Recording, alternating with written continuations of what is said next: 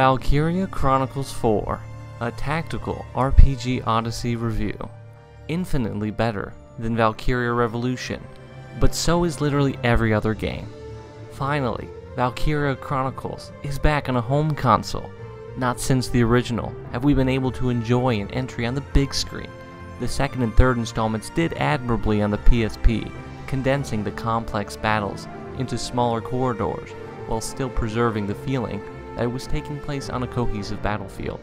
But now, no more sacrifices have to be made, except for maybe your soldiers. Because the current gen systems can handle sweeping set pieces and landscapes that put even the first game to shame. Is this the strongest entry in the Valkyria Chronicles franchise? After suffering through the poison fart that was Valkyria Revolution, easily the worst game I've ever played to completion, I was afraid 4 was going to rub me the wrong way. And I have my gripes, but I'd say Valkyria Chronicles 4 is the best Valkyria Chronicles game so far. The main characters, Claude, Riley, Raz, and Kai, aren't exactly breaking any new ground, but are likable. Claude Wallace is your main protagonist, formerly known as Scaredy Claude, during childhood, because he ran away from a fire. What a pussy!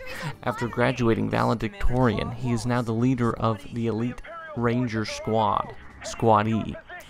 Raz and Kai have been with you since training and accept you as a reformed scaredy cat. But Riley, who you also grew up with in y'all's hometown of Hoffen, has trouble forgetting what a big wuss you used to be. You're on a mission to take the Empire's capital, Schwarzgrad, called Operation Northern Cross. You are aided by Claude's ability, Wind Talk, that lets him predict the weather. A shift in the wind. There. Huh? You getting those wind whispers again? He explains that he attained this ability after blankly staring at the sky for years after the fallout of him being such a coward. What genre? While the presentation of the battles has improved greatly in this entry, the presentation of the cutscenes would feel more at home on the PSP predecessors. I don't know who bought out the entire bakery, but I will find them, and I will kill them. There are too many character interactions that take place, like the Tales series skits, where you just have the characters' faces and squares talking and emoting at each other, and it's a little disappointing. The new class, though, Grenadier, at first feels overpowered, but now I can't imagine going back to the previous games without them. They feel so natural. The Grenadier can shoot a mortar in an arc with incredible range, but they take a lot of time to set up and are pretty slow, which makes them susceptible to interception fire. If another unit has sight of an enemy, there's a good chance your Grenadier can blast them.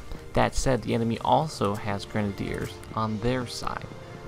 Aside from some very boss-specific moments, I found the Lancer class is almost completely obsolete.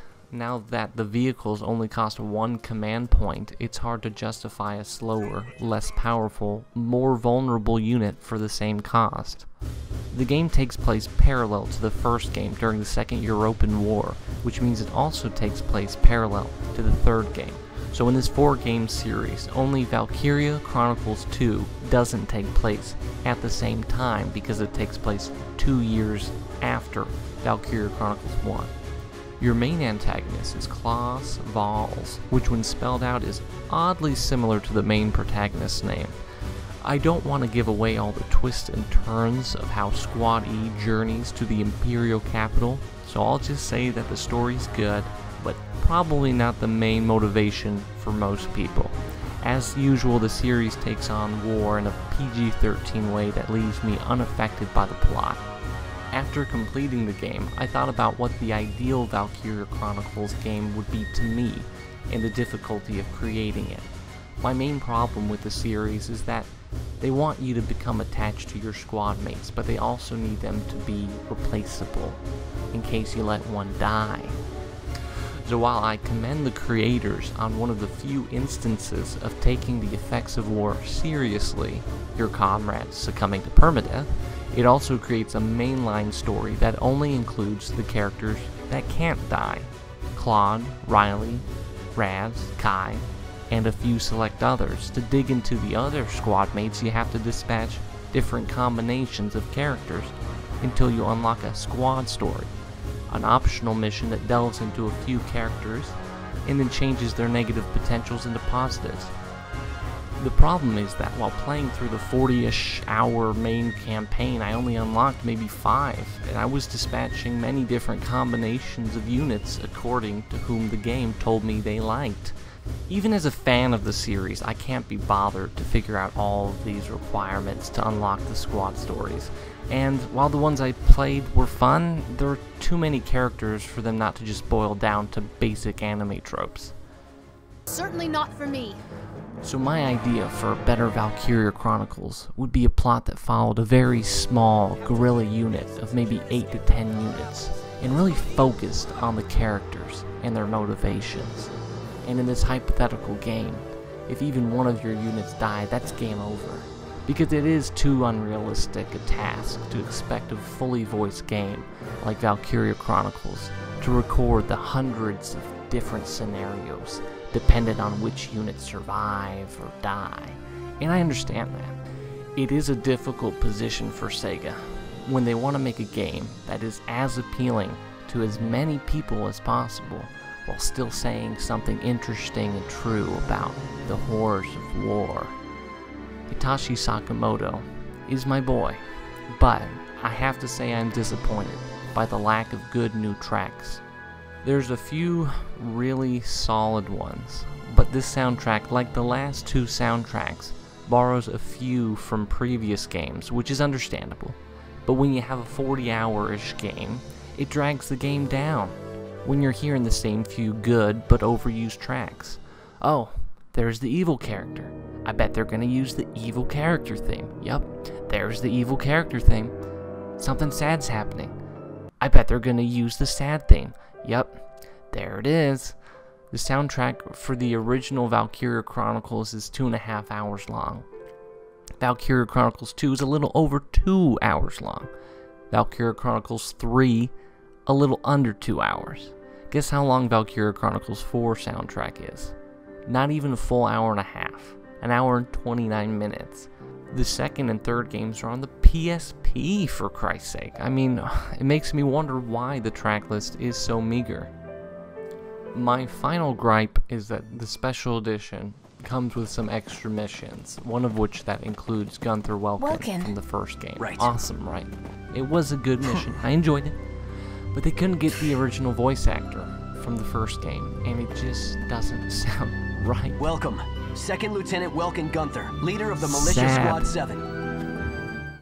So the game plays out like the other ones. They did add in a few extra features, but some of them I only saw once or twice. There's a new feature that when one of your units is taken down, they have a small percentage chance to do a counter move or inspire, which it kind of buffs your surrounding units.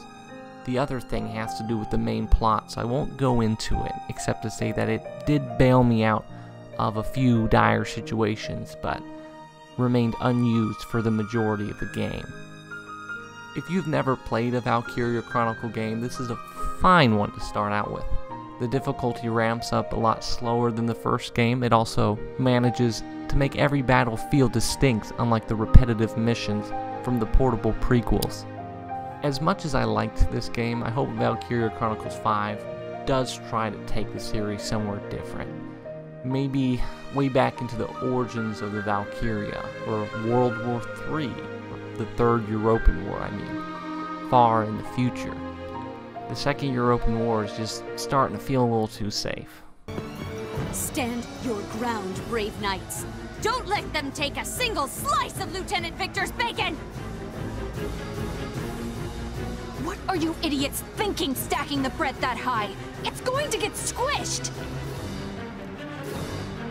Hey! Get your paws off my ham and my jerky! On the next episode of the Tactical RPG Odyssey, in preparation for the release of the long-delayed unsung story sometime in, fingers crossed, 2019, we will be looking at the tactical works of Yasumi Matsuno, starting out with a look at Ogre Battle, March of the Black Queen.